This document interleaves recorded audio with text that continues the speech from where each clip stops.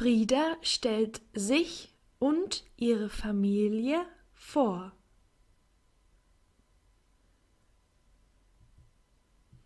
Hallo, ich heiße Frieda.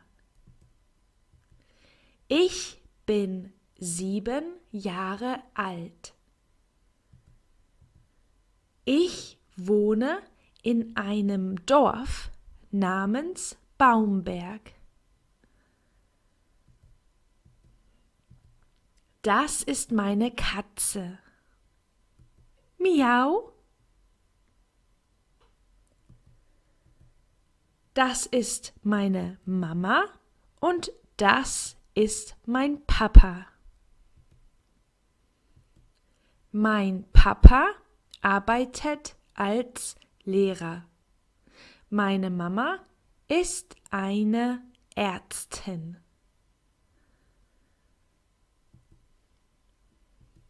Ich habe auch Geschwister.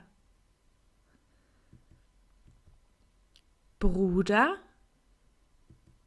das ist mein Bruder Max. Er ist 10 Jahre alt. Schwester, das ist meine Schwester.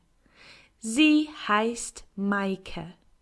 Sie ist schon 12 Jahre alt. Meine Hobbys sind Tanzen und Musik hören. Auf Wiedersehen!